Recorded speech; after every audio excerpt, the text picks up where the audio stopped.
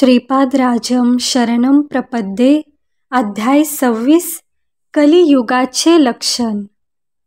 आम्ही प्रातःकाळीच उठून नदी ओलांडून श्रीपाद प्रभूंच्या दर्शनासाठी कुरुगड्डीस गेलो। धर्मगुप्तांना श्रीपाद प्रभूंच्या मुखातून कलियुगाच्या प्रादुर्भावाचे विशेष जाणून घेण्याची तीव्र इच्छा होती। आज श्रीपाद प्रभू अत्यंत आनंदात होते। त्यांची कारुण्यामृताची वर्षा करणारी अमृतदृष्टी साऱ्या साधकांना एका आगळ्या वेगळ्या आध्यात्मिक आनंदाचा ठेवा प्रदान करीत होती। प्रभूंच्या चरण कमलांना स्पर्श करून आम्ही धन्य झालो। श्री धर्मगुप्तांनी श्रीपादांना कलियुगाच्या प्रादुर्भावाचे विशेष वर्णन करून सांगण्याची नम्र प्रार्थना केली।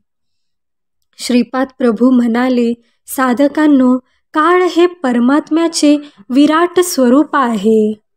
सूर्याला कालात्मक असे सुद्धा म्हणतात।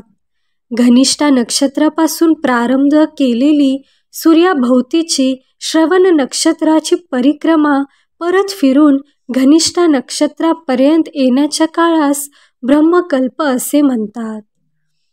ब्रह्मकल्पातील एका भागास सृष्टिकल्प असे म्हणतात आणि उरलेल्या भागास प्रलयकल्प असे म्हणतात। पितृदेवतांच्या संबंधित कालगणनेत अर्धा भाग शुक्ल पक्ष आणि अर्धा भाग कृष्ण पक्ष असे असतात।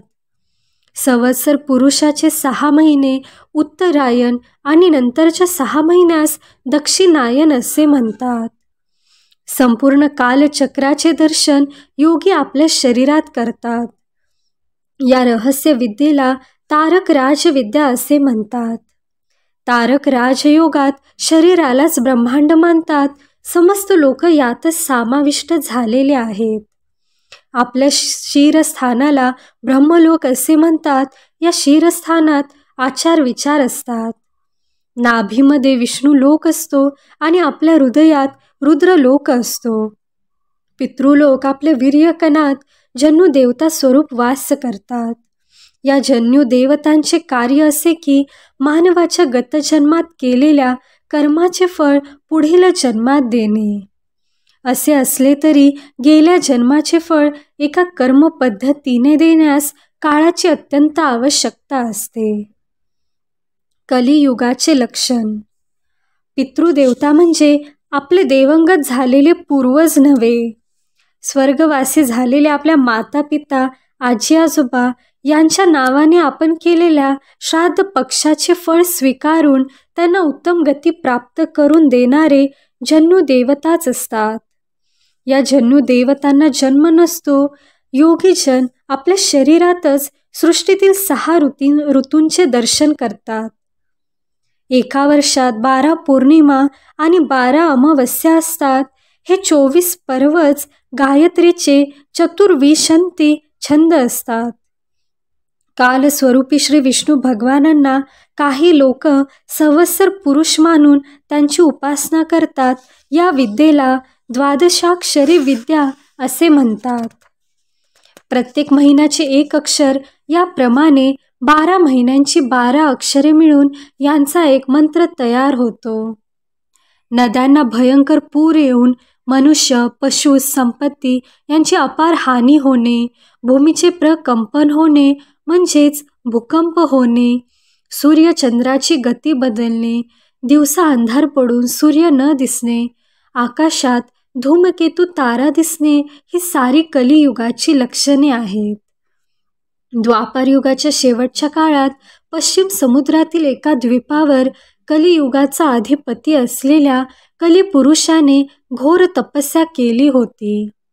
हे सारे विषय वेदव्यास ऋषींच्या भविष्य पुराणात आढळतात। म्लेच्छ जातीचा आविर्भाव। जिकडे पाहावे तिकडे वेद मंत्राचे उच्चार, यज्ञ यागादी तपस्या याचा जोर सर्वत्र चालू होता। या कारणाने कलिपुरुषास अत्यंत दुःख झाले। त्याने भगवंतांची प्रार्थना केली, हे प्रभो, पृथ्वीवर सगळीकडे यज्ञ, याग, धार्मिक आचरण, नीतिमत्ता याचेच प्राबल्य आहे, अशा परिस्थितीत मी माझ्या कलियुगाचा प्रभाव लोकांमध्ये कसा पसरवू? आपल्या आज्ञेप्रमाणे मी माझ्या युग धर्मास सगळीकडे व्यापून टाकावे, परंतु सद्य परिस्थितीत ते मला अशक्यच वाटत आहे. कलियुगाचे हे वक्तव्य ऐकून जगतप्रभूंनी कलियुगास पश्चिम समुद्रातील एक द्वीप दाखविले. म्लेच्छ जातीचा मूळ पुरुष आदम आणि स्त्री हव्यावती या दोघांना जगतप्रभूंनी कलियुगास दाखविले.